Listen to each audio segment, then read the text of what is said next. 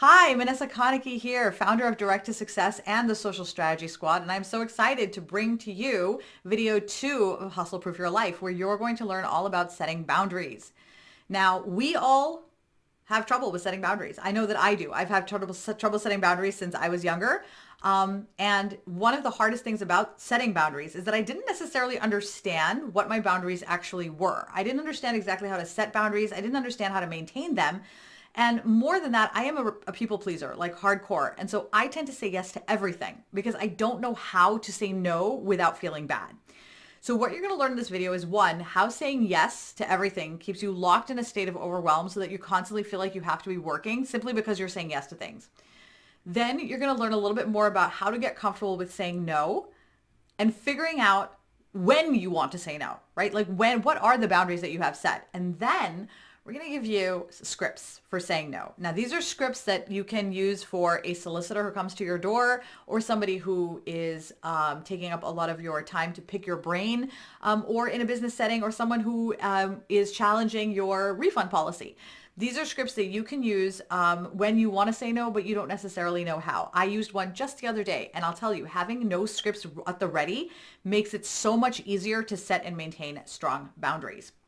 So let's start with, okay, what it looks like when you don't have boundaries, okay? So there are two different types of boundaries. There's setting boundaries with others, and then there's setting boundaries with yourself.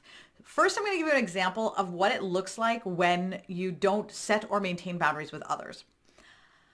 About, I don't know, 10 years ago, maybe, I was working in the hospitals in Boston, and I had somebody that I worked with who wanted a lot of my time. And we both were independent. We worked in our own departments and areas, but she was always coming into my office and just sitting down and picking my brain, right? So it was really hard for me to get things done because she was always coming to my office and just sitting there and hanging out for like a really long time. And so I had a very difficult time getting my work done because I was losing a lot of time to these conversations helping her.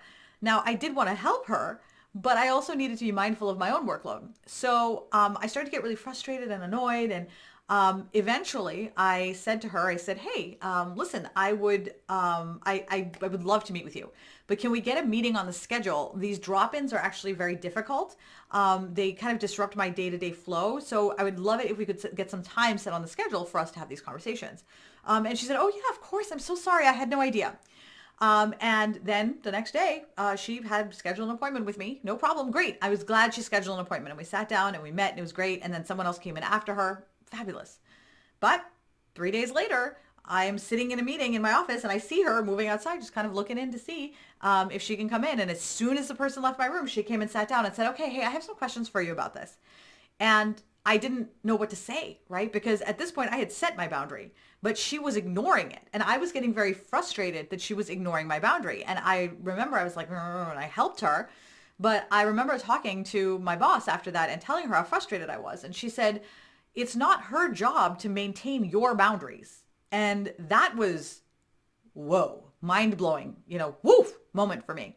So what I did then was when she came to my office the next time, I said to her, and I didn't know exactly what to say, but I remember I said something like, I'm so sorry. I'm not going to be able to meet with you right now. I need to leave. And I actually got up and I left my office, right? And I went out there and I came back in.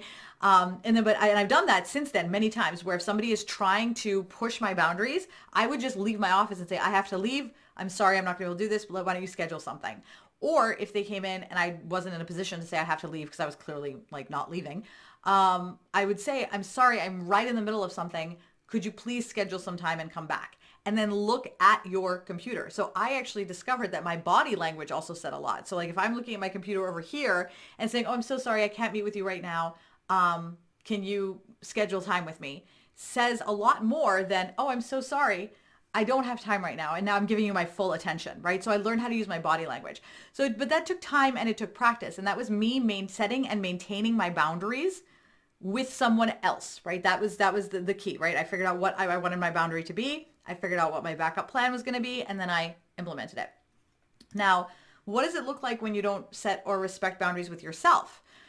So for me, I decided about 4 years ago that I didn't want to hustle anymore. I didn't want to live like this anymore. I really wanted to, I didn't want to mortgage my present to have a relaxing future, right? I didn't want to work nonstop in my present to have a relaxing future.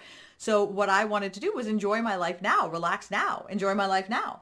So I set some firm boundaries that I was going to clock off at 6 p.m. at night. That was going to be what I was going to do, right? But then, and I did for like 2 weeks and it was great. Oh my gosh, I had the best time and I was feeling so relaxed and I was really enjoying my life. And it actually went on for probably, I don't even know how long it actually went on for. But then I started working on a project that was really exciting to me. And so I'm like, ooh, well, I'll just stay. It doesn't really count as work. So I do it a little bit more, do a little bit more. And then before I knew it, I was back to working, long hours and like finding, getting annoyed because I was being interrupted from working because I only had so much time in the day. I had got myself back into the hustle because I didn't respect my own boundaries, right? And that's actually really hard when you don't respect your own boundaries because you can finagle in your brain a reason to do anything. I had to maintain the boundaries I set, even if I was pushing up against them, because I know what those consequences are, right? I had to remember I didn't want to pay the price of feeling exhausted every day. I wanted to be enjoying my life and spend time with my husband and binge watch shows and stuff like that. And that was very important for me to note is that it's not just other people who don't respect my boundaries. I don't respect my own boundaries. So the question is how do these things impact your day? So now we know that we have our self boundaries and then we have our other boundaries, but how does the not having boundaries impact your day? Well, one of the ways is, I'm just going to give you an example of a day, right? So you have you wake up in the morning and you have this list of things that you want to do, right? I know that we just talked about having your to-do list. So now that you have a perfectly scheduled, you're like, oh, this is great. I know what I need to do today and everything's great. And you're getting ready to implement this great new to-do list thing that we just talked about, in the last video. And you get a message from a customer who says, well, I know that your refund policy says that, that you don't accept refunds after X number of days, but I hoped you could, do Y for me and give it, just give me, push the boundaries a little bit for me. Your friend Jackie knows that you work from 8 to 4, let's say, and from home, and she stops by and just sits down and hangs out in your room for a little bit because she just wants to talk. Now, in and of itself, that one thing doesn't feel like it's a huge deal, right? You sit down and now you're like, your customer sent you that message and you don't know how to deal with it, right? Because you want to be nice. You don't want to say no. You're a people pleaser. And so you're like, how do I deal with this? And you're also angry because you're like, my policies are clearly written. And so you have this whole thing that's going on in your brain. And when your friend's there, you want to be present with your friend and you want to be able to talk to her. But in the back of your head, you're thinking about all these things that you need to do, right? Because now she's in the middle of your day. Now the time that you spend time talking to that customer, right? Arguing back and forth or trying to figure out what it is that you need to do, or should I do this? Should I not do this? That all takes up time in your day. It's not something that you really will take up time in your day. So now your day has been pushed further down. So in order for you to get those things done that you put in your well-crafted to-do list, you're going to have to spend more time working and work later into the night. So even though you have this great idea and this great structure built out, you can't implement it because you are letting other things get in the way by letting people just come in and, well, I'd like to hang out with you now. I'd like to ask you questions now, things like that. And so that is why it is so important for us to limit interruptions in our day so that we can make progress. Now, I recognize that it's very difficult to often limit interruptions if you have children, or if you have, like we said, the framework of your life may not allow for it. The thing to keep in mind is that if you are conscious of the things that you can control, right? We talked about that in that earlier video. If you're conscious about the things that you can control, then it makes time in your day to accommodate for the things that you can't. So if you're able to accommodate, for example, like I already have a script ready for my customer, so I'm just going to send that back to her and we're done, right? So if you can accommodate for that, then you may have a little bit of freedom to be able to handle your friend stopping by. But you can't handle both your friend stopping by and the customer refund happening on the same day. And that's why it's important to know what it is you can control, what you can't, so that you can set and maintain your boundaries where you can have the most impact. Okay, so how do we get started with setting boundaries? The first thing is for you to decide what you do and you don't want to do. Now, I don't think you're going to be able to sit down right now and just make a whole list of like, these are the things that I want to do, these are the things that I don't want to do. You will, as you go through your day, start to identify things that you're like, I don't you know what, I don't think that this is something that I want to deal with. And that becomes an area where you know you want to set a boundary, right? So whichever things that you decide, I don't want to take refunds. I don't want to give refunds after 30 days. Let's say prior to that, you had a 60-day policy or no policy, but now you've decided that that's the boundary you want to set. Pre-publish that guideline. Make sure that people know that that is the boundary. That's the rule. If you decide that you don't want to work after 5 p.m. at night because you want to spend time with your family, then write that down. Make sure that you know that. Tell yourself that. Make sure it's in your calendar. Put it in your office hours. Close out. Make sure that your hours of operation say that you are out after 5. Set up the infrastructure to support the decisions that you've made, right? Because that is the biggest issue that many of us have. We make the decision, but we don't set up an infrastructure to support it, so that when we're faced with that moment of choice, when somebody is pushing against that boundary, we don't have a response. So the framework is to have a script ready to share to turn down interruptions. And that is, that's included as part of this video. So yay! What that means though, is that once you set your boundaries and you have decided the things that you do and you don't want to do, maintain them. So if somebody sends you a message and says, hey, listen, I'd love for you to work on this project, and it doesn't fit in with what you're trying to do, write back and let them know. There was this one time, I'll tell you, you will be surprised at the response you get. I sent an email back and said, I'm really sorry, I cannot be an affiliate for your company. I think what you do is great, but I really need to prioritize working with companies that are in the direct line of my mission. And I don't have the time to invest to be able to do a really good job. And I was like, oh my God, I feel terrible saying that. And I sent that.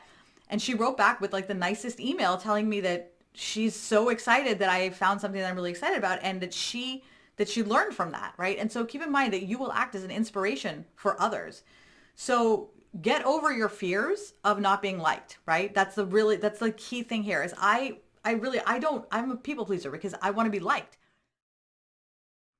This will allow you to say no to anything that doesn't fit in with your current mission. And though that can sound really scary at first, I can tell you from experience, I've used these scripts, and what's surprising is that when you set boundaries and you let people know that I'm sorry, I'm not able to do this because of, or you say no to things, people notice, and they see the kind of life you live, and then they wonder, how do I get that level of freedom? So even though initially it might feel really weird, what you're going to do is inspire people around you to do the same thing for themselves. And that is what's most important about this, is that it actually pays itself forward as people watch you setting and maintaining boundaries.